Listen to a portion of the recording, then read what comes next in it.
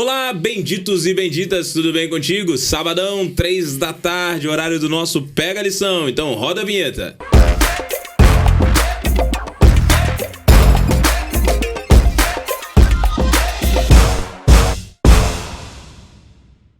Que bom que você tá aqui com a gente, mais um sábado para estudar a lição. E bendito, se tu não tá estudando essa lição, tu tá perdendo metade da tua vida, porque a lição, o verbo, tá sendo extraordinária. Nós estamos aprendendo sobre Cristo e cada semana são aprendizados tão fortes e tão impactantes na nossa vida que já tá me deixando cheio de saudade. Então vou te dar uma dica forte agora para você. Você tem algumas maneiras e formas de você ter a lição da Escola Sabatina. Você pode comprar nos céus aqui da associação, você pode assinar para ela chegar na sua casa, ou se você não é muito do papel, você pode baixar o aplicativo 7me que tá aparecendo aqui embaixo, e no aplicativo 7me você vai ter acesso à lição da Escola Sabatina de graça. O que não pode acontecer é você ficar sem estudar, bendito. Aí você vai se perder da mensagem, vai deixar de Deus falar na tua vida. Então faz o seguinte, para agora o que você tá fazendo, vai lá e adquire essa lição, que essa lição está sendo maravilhosa e você já aprende com ela e já se prepara para ter a próxima que começa daqui a pouquinho, tá legal? Você sabe que todos os sábados eu tô aqui com um time fortíssimo e eu tô tendo o privilégio de recebê-los aqui hoje. Vou começar a apresentar meus amigos que estão aqui, essa dupla que tá sendo extraordinária. Pastor Cândido, líder dos jovens de São Paulo. Tudo bem, pastor? Tudo bem, pastor Gabriel, pastor Jonas. Alegria de estar aqui com vocês para a gente bater papo sobre Bíblia, sobre Deus, sobre fé. Esse momento com a lição. Pega a lição, é bom demais. Bom estar aqui com vocês. Bênção, muita bênção, pastor. Muito obrigado. Pastor Jonas, e você, como é que tá? Tudo bem? Tudo bem, pastor. Graças a Deus. É muito bom estar aqui para estudarmos a lição. Então, pessoal, pegue a lição aí que vai ser legal. Vai ser bênção, né? E pastor Cândido, eu olhei pra camisa do pastor Jonas, lembrei, né? Maranata. Esse ano foi um ano especial pra gente aqui, né? É verdade. Congresso de Jovens na América do Sul. Mais de 2.300 jovens aqui do estado de São Paulo participando. Foi uma experiência maravilhosa. Mais do que um evento, foi o lançamento de uma visão de discipulado para a juventude adventista na América do Sul. Então, eu acredito que lá na igreja, lá onde está o nosso jovem, já está sentindo o clima, no espaço jovem, no pequeno grupo, na missão Caleb. E o nosso sonho é ver a juventude envolvida em todas as frentes de ação do Ministério Jovem. E foi um marco histórico realmente na vida do jovem adventista, né? Só faltou você. Pois é, eu fiquei orando e dessa vez fiquei com a presença online. Ok, tudo certo. Eu tava lá através de muitos celulares, os coordenadores, os pastores, eu tava lá. Mas, com a graça de Deus, foi um evento grandioso, né? Estamos ansiando pelo próximo. Quando com será, certeza, né? Em breve aí, acampar o jovem da UCB também. Vai ser top? Só o spoiler. Só o spoilerzinho, só o spoiler. Então se prepara, você de casa pega a dica, hein? Mas, meninos, o pessoal que tá em casa veio aqui pra gente estudar a lição. E essa lição tá sendo fabulosa mesmo. Então, pastor Jonas, você ora pra gente iniciar, por favor? Oremos. Senhor nosso Deus, nós agradecemos por essa oportunidade que estamos tendo agora de estudar a lição, estudar a Tua Palavra. E nós pedimos que nesse momento o Senhor esteja conosco e que a Tua Palavra encontre espaço na nossa vida, no nosso coração, na nossa mente. Em nome de Jesus, amém. Amém. Meninos, deixa eu virar aqui o nosso timer. É isso aí. Condenação e crucifixão. E aí, essa lição, parece que o cenário todo veio apontando para esse momento, né? A gente sabe que a história está chegando no final e o cenário todo o ministério de Cristo, toda a caminhada de Cristo apontou para esse momento. A tirinha aqui, ela já explicitou um pouco do óbvio, né? Jesus estava ali crucificado, as pessoas estavam passando e vendo, e quando eu olhei para a tirinha eu me lembrei do seguinte, né? Normalmente os crucificados ficavam em alguns caminhos por onde as pessoas passavam para ficar evidente que se você pisasse fora da faixa ou quebrasse a lei, você poderia se tornar um crucificado. No caso de Cristo, foi parar no Monte do Gólgota, o Monte da Caveira, que ficava do lado de fora da cidade, uma cena, um espetáculo de horrores. Mas tem uma plaquinha que estava lá nessa cruz que era diferente de todas as outras cruzes. Uma plaquinha que falava assim, Rei dos Judeus. E aí, será que isso tinha algum impacto? O que vocês acham, meninos? Eu acho que primariamente as pessoas que colocaram essa placa, elas buscavam colocar aqui a condenação que pesava sobre aquele crucificado, né? É como se dissesse, esse aqui está crucificado porque ele afirma ser rei dos judeus. Para o Império Romano, isso significava um rebelde, um revolucionário, um traidor do império dominante. Para os judeus, isso significava uma blasfêmia, uma afronta à sua crença, ao seu sistema religioso e tal.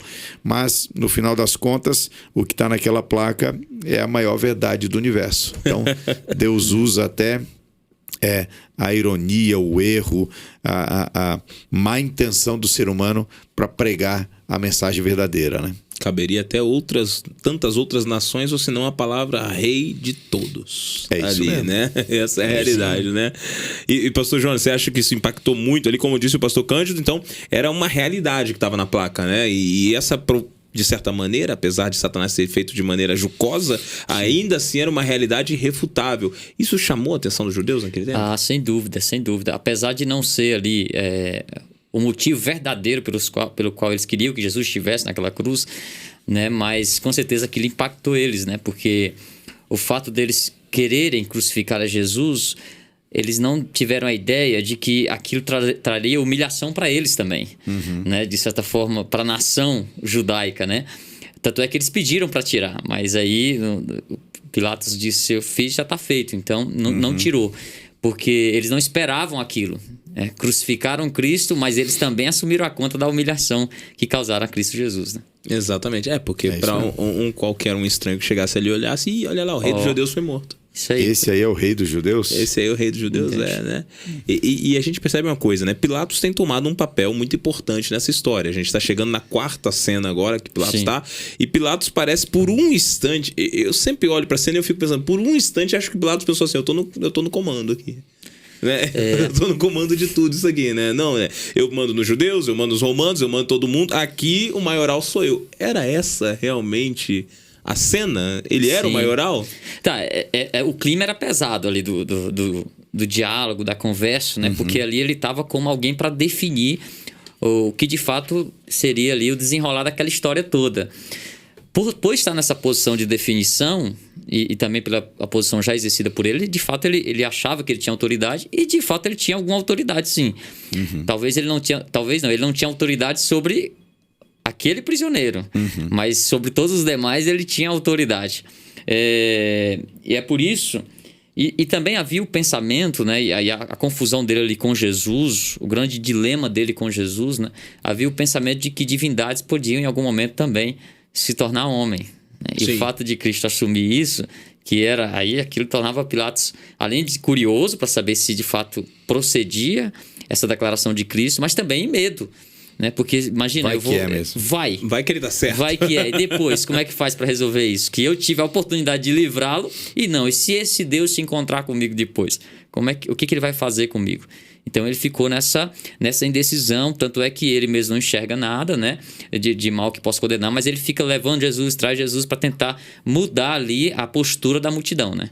Sim, e nessa cena, pastor, imagina o coração de Pilatos ali, o coração de Cristo nessa cena, que embate estava acontecendo ali? É muito interessante, né? Pilatos ilustra, de certa forma, a situação do ser humano, né?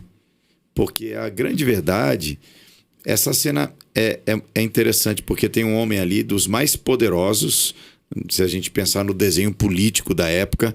Do outro lado tem um galileu condenado, enfim, pelo menos rejeitado pela sua nação, acusado e tal. Mas nesse diálogo aqui, Pilatos está ansioso, ele está inquieto, e Jesus sóbrio. Talvez essa postura ele nunca tivesse visto em nenhum dos acusados, né, que ele tivesse tido contato. Jesus, Senhor de si, tranquilo, tem consciência, tranquilo, consciente da sua identidade, da sua missão, fala com autoridade. E eu acredito que o que está acontecendo naquela sala é o que acontece hoje na nossa vida. Jesus se colocou nas mãos de Pilatos, vamos dizer assim. ele se permitiu estar lá, né? Porque, você sabe, Jesus foi crucificado não porque se encontrou com um soldado romano muito forte, ou porque os pregos eram muito fortes e tal. Jesus se entregou, ele estava no controle da história todo o tempo, então ele se entregou, ele se colocou nas mãos de Pilatos. Da mesma forma, Deus é o Senhor do universo, o Deus, o dono do tempo, ele se coloca nas nossas mãos também. Sim. E a pergunta é, o que a gente vai fazer com Jesus? Pilatos escreveu a história dele, mas a gente também tem que escrever uma história. Jesus se oferece pra gente, tá nas nossas mãos, pra gente dar um veredito. Ele vai ser o que na minha vida? Ele vai ser morto ou ele vai sentar num trono e vai reinar na minha vida? Então é fácil às vezes a gente olhar se Pilatos, foi covarde, lavou as mãos e tal, mas tem muita gente que hoje em dia, de uma forma figurativa, lava as mãos, não assume o compromisso, não declara a sua fé. Sim. E acha que existe uma posição de indiferença quando o assunto é Jesus na minha vida. Mas não há. Não há em cima do muro. Não há terceira via. Só há, você vai colocar ele numa cruz ou num trono? Só tem essas duas posições. É interessante, né? Não escolher é uma escolha, né? Não escolher é uma escolha. E aqui o próprio Pilatos, que a gente, gostei do pastor falando ali, né? Que a gente às vezes é rápido para julgar essa posição dele. Mas ele está numa posição, humanamente falando, assim, bem complicada de se posicionar mesmo, né? Ele tem uma pressão da multidão, ele tem uma pressão do cargo, da posição. Então, às vezes, a gente, por bem menos, a gente deixa Jesus de lado e deixa, ou não escolhe, ou é indiferente a isso. O cara tem uma posição tremenda ali, né? E ele dá também a oportunidade até para o judeu decidir sobre isso também. Eu acho isso interessante, né? Porque ele leva, e ele diz, eis aqui o rei dos judeus, né? Essa expressão, né? O rei dos judeus, não é qualquer prisioneiro. Pilatos está assumindo que ele não está com qualquer prisioneiro nas mãos dele. E ele diz para ele como se fosse assim, tentando abrir os olhos daquela nação, Deus usando ali Pilatos para abrir os olhos daquela nação. Aqui está o rei de vocês, o que vocês vão querer fazer com ele? Eu acho que Deus dando a última oportunidade talvez para aquela multidão cair a ficha, falar, ele está enxergando isso nele e nós não, né? Sim. E vocês estão colocando aqui, eu tô imaginando o seguinte, né? Pressão de grupo parece ser um mal que aflige a humanidade há muito tempo, né? É verdade. Porque nós vemos os jovens passando pela pressão de grupo, se colocam nos grupos equivocados em posições erradas e logo estão cedendo nas suas posições. Pilatos está numa posição difícil, como vocês dois colocaram aqui. Pilatos ocupa uma posição que ele tem que equalizar os judeus para então estar bem diante de Roma, né? E ele tem ali todo o povo gritando com ele, e agora, além de toda essa pressão, tem a pressão pessoal de será que eu estou fazendo certo diante de alguém? A consciência também, né, que está afligindo ele ali, e ele tem que tomar uma decisão, e ele mesmo estando face a face com Cristo, mediante a pressão do grupo, não consegue tomar a decisão correta.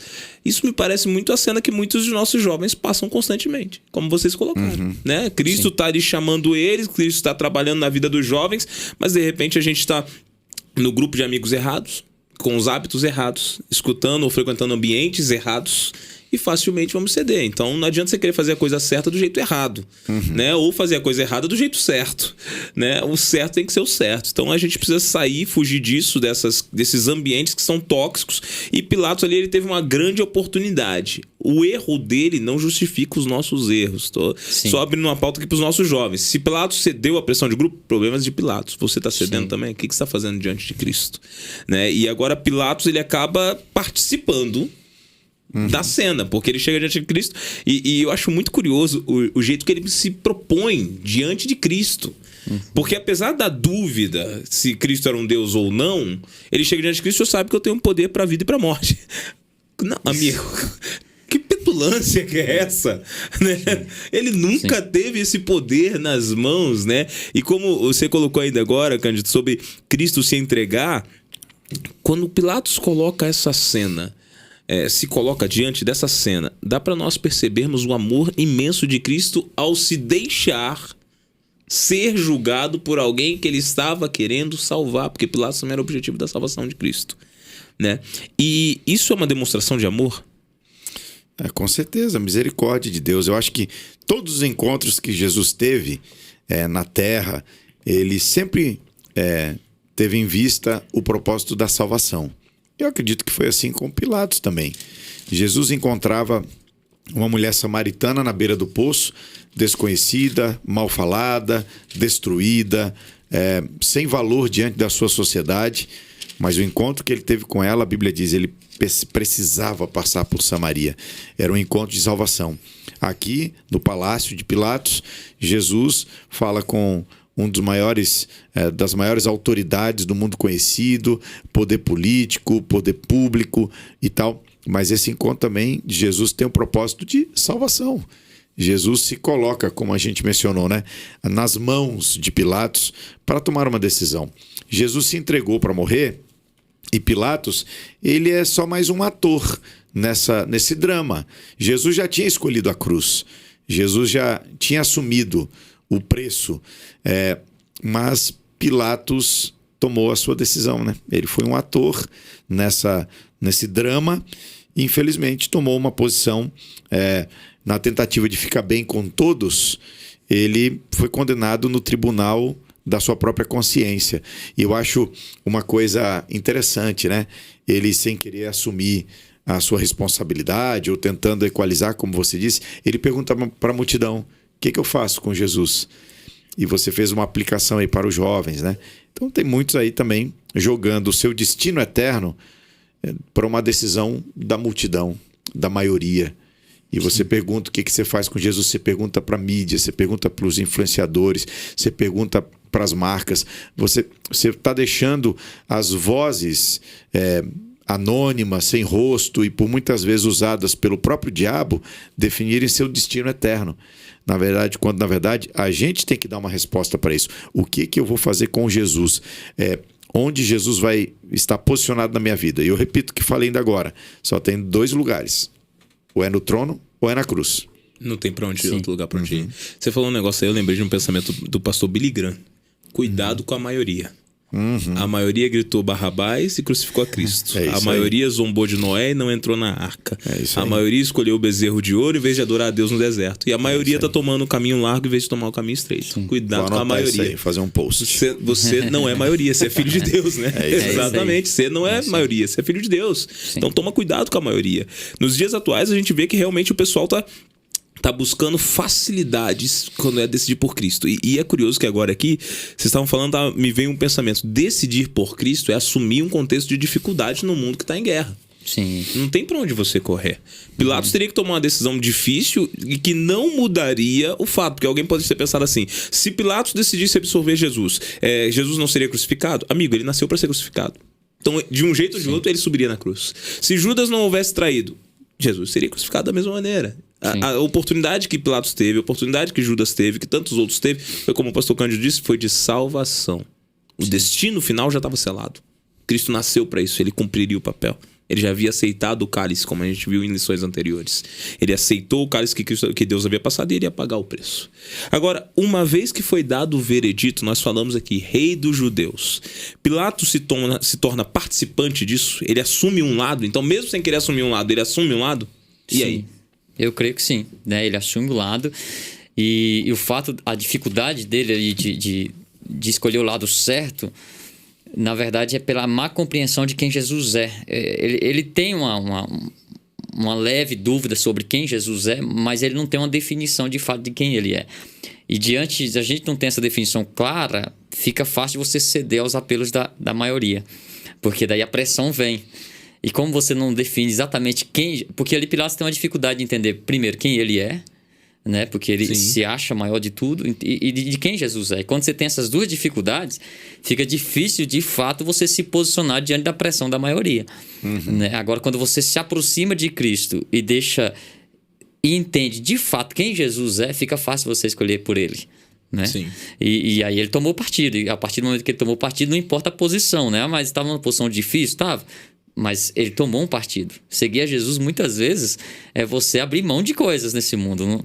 Não é simples assim. A gente, às vezes, quer um evangelho barato, simples demais, mas não é tão simples.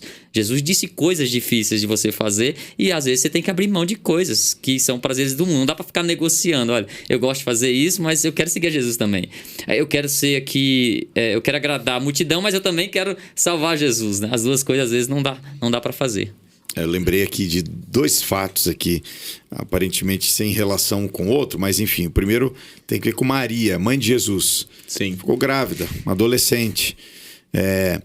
E sempre que chega a época do Natal, eu me lembro dessa história. Às vezes prego sobre isso e digo assim, carregar Jesus tem um preço. Ela levava Jesus no ventre. O que isso custou a ela? Agora sou eu que vou anotar essa. Essa é boa. Essa vou anotar essa daqui. Ela ficou difamada, ela perdeu, quem sabe, o respeito da sua família, quase perdeu o seu casamento. Por que você acha que ela foi com José lá para Belém para o recenseamento? Porque provavelmente ou possivelmente não tinha ninguém da família dela que aceitasse que ela ficasse em sua casa. E por que não acharam lugar de hospedagem em Belém? Porque ninguém da família de José também aceitou recebê-la. Então, carregar Jesus tem um preço. Quando a gente diz assim, Jesus vai estar comigo. Então, onde cabe Jesus, não cabem muitas outras coisas, né? Como você falou. Agora, a outra história que eu me lembrei aqui também foi de Saulo. Atos capítulo 9, quando descreve aquela... Saulo, ou Deus se encontrando com Saulo ali na estrada de Damasco. Atos capítulo 9, versos 5 e 6, tem a conversa de Deus ali com Saulo, e tem 2 perguntas que Saulo faz, mas a ordem com que elas estão colocadas é muito importante. A primeira pergunta, Saulo diz assim: quem és tu, Senhor? E a segunda pergunta no verso seguinte é: o que queres que eu faça? Tem muita gente que passa a vida tentando saber o que Deus quer. O que Deus quer que eu faça, qual é a vontade de Deus e tal.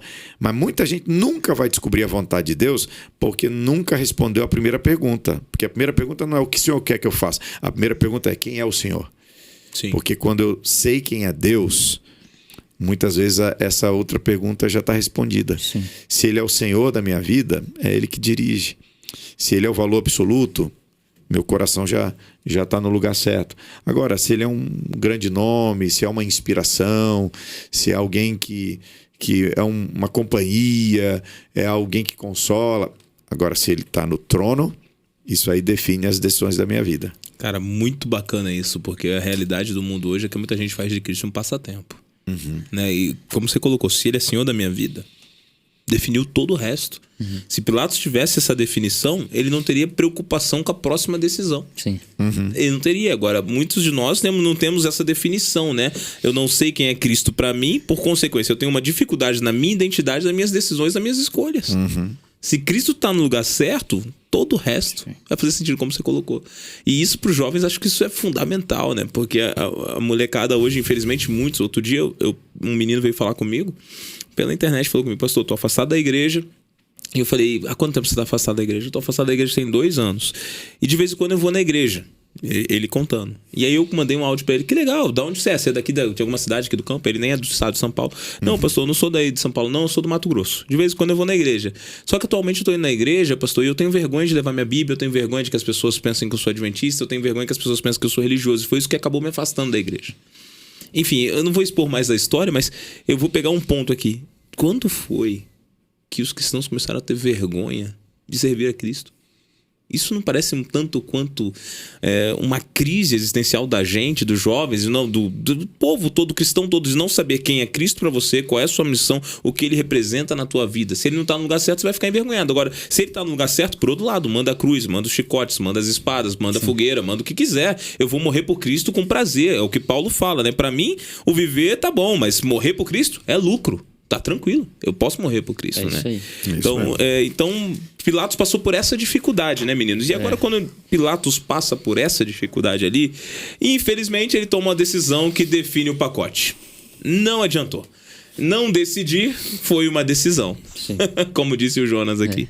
E o fato dele não ter decidido e ter deixado Cristo caminhar para a crucifixão, o que isso implicava no panorama geral? Isso mudaria a história? O que vocês acham aí? A gente tem até algumas passagens bíblicas interessantes pra gente puxar aqui, não tem?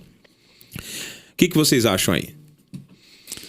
Aqui, quando a gente pensa no sacrifício, a gente encontra vários textos no Antigo Testamento que fazem conexão com isso, que explicam, que lançam luz para a gente compreender. E eu escolhi aqui, por exemplo, pastor Gabriel, que está em Zacarias, capítulo 12, verso 10. Zacarias 12. Capítulo 12, verso 10. Certo. Aqui no hipertexto, Certo. eu leio assim, ó. E sobre a casa de Davi e sobre os habitantes de Jerusalém derramarei o meu espírito, o espírito da graça e de súplicas. Olharão para aquele a quem traspassaram, pranteá-lo-ão como quem pranteia por um unigênito, e chorarão por ele como se chora amargamente pelo primogênito. Aqui o autor bíblico faz uma profecia. Sim. E olha as palavras que são utilizadas, né? Traspassá-lo, unigênito, primogênito, são todas palavras que o Novo Testamento vai resgatar quando apresenta a identidade de Jesus. O unigênito de Deus, o primogênito, a primícia de entre os mortos. Mas eu faço o link aqui, a palavra que me ocorreu, que destacou desse texto foi prantearão, ou chorarão. Então eu linko o sacrifício com choro. O sacrifício envolve dor, envolve lamento, mas é uma escolha de quem se submete, né? Então, é isso aí. Salvação começa com sacrifício. É isso aí. Né? Cristo se sacrifica na cruz e ele estende pra gente a salvação. E se eu quero tomar uma posição ao lado dele, eu vou ter que me sacrificar. E o curioso do texto que o pastor Cândido leu agora é que, cara, eu tava pensando aqui, né? O livro de Isaías foi escrito mais ou menos uns 700 anos antes de Cristo. Zacarias, eu não me lembro exatamente a data, mas pelo menos 400 anos antes de Cristo. Então, você vê que Deus já estava mandando sinais pra terra apontando para o Cristo que viria, né? E ele fala, o Espírito vai ser derramado, vocês vão chorar, há um sacrifício aqui, mas um sacrifício de salvação. É mais ou menos isso, pastor Jonas? É isso aí. No livro de Isaías a gente tem ali o capítulo um dos mais famosos aí, né? 53. E a palavra talvez que eu escolheria aqui para linkar com sacrifício seria entrega. Né? Aqui no versículo 4 fala que ele tomou sobre si, aí tem uma repetição, né? Que ele fez, ele tomou, ele foi traspassado. Então o autor está dizendo para a gente, gente, veja bem, não foram sacerdotes, veja bem, não foram soldados, não foi Pilatos, não foi, isso não tira a culpa deles, mas o fato de Jesus estar ali é porque ele quis fazer isso. Então houve uma entrega que partiu dele. E que resposta a gente dá em relação a essa entrega? Toda vez que eu leio esse capítulo, eu penso sobre isso. Que resposta eu estou dando em relação a essa entrega? Será que eu preciso entregar algo também? Ou eu preciso entregar tudo? Sim. Né? Porque salvação é entrega, salvação é sacrifício, salvação é entrega. Eu estou disposto a entregar tudo mesmo? Muito bem colocado, vocês estão falando da entrega. Eu me lembrou de uma cena que a gente estudou semanas atrás. Quando Jesus está no Getsemane, os soldados chegam e estão em busca de Jesus Nazareno. E ele responde, eu sou. E quando ele fala, eu sou, todos caem. De repente, todos se levantam e ele se entrega. Nossa, pra mim, isso me chocou quando eu tava lendo nas lições semanas atrás. E eu me lembrei assim, eu falei, uau. Ele já demonstrou todo o poder que ele precisava ali na hora que ele falou, eu sou. Sim. Todo mundo já caiu. Se eu quisesse escapar, ele escaparia. Eu imediatamente acabei linkando, a molecada vai lembrar disso, eu acabei linkando com o período o filme. Quem assistiu o filme do Superman, na hora que ele se entrega e bota uma algema nas mãos, né? E claro, isso é uma anedota, uma paráfrase, enfim. Mas Cristo tinha todo o poder de fato. E ele já tinha passado por situações anteriores, quando ele foi a Nazaré, foi xingado, foi preso e de repente todo mundo ficou cego e Jesus saiu.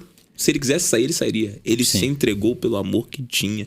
E isso é maravilhoso, porque isso demonstra o tamanho da submissão de Deus ao ponto de colocar seu poder de lado para enfrentar o sacrifício na cruz do Calvário, né? E agora a gente vê Cristo caminhando para a morte. E meninos, não foi qualquer morte, né? Sim. Não foi qualquer morte. Como é que era? Tem como a gente detalhar um pouco desse... Eu costumo chamar de espetáculo de horror. Porque era isso que os romanos faziam. Cara... a cruz era um instrumento de tortura, a gente vai comentar isso aí ao longo do nosso estudo dessa semana e do próximo. Agora, eu acho interessante uma descrição que o apóstolo Paulo fala da entrega de Jesus. Na carta aos Filipenses, a partir do verso 5, ele começa a descrever esse sentimento, essa atitude de Jesus. Então ele diz assim: ele era Deus, mas não ficou mostrando suas credenciais divinas. Ele se esvazia e toma forma humana. Mas não foi qualquer tipo de homem. Ele viveu como servo. Mas o seu maior ato de serviço foi morrer pela humanidade. Mas não foi qualquer tipo de morte. Foi morte de cruz. Deus que se faz homem, que vive servindo, que serve morrendo e que morre numa cruz. É como se Paulo linkasse o ponto mais alto da existência, do ser, que é Deus. Ele linka com a cruz. Antes de Jesus, essas duas palavras não caberiam na mesma sentença. Deus e cruz. Sim. O que há de mais sublime e o que há de mais baixo. A cruz, como você colocou, um espetáculo de horror, sangue, lágrima, grito.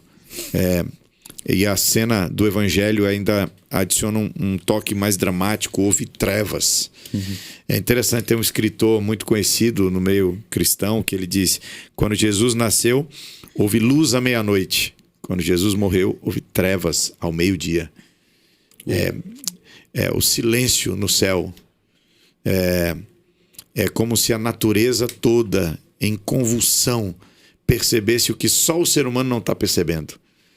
Terremoto, trovões, tudo isso é a natureza tentando gritar para a consciência embrutecida do ser humano: vocês não estão percebendo? É o Filho de Deus que está morrendo.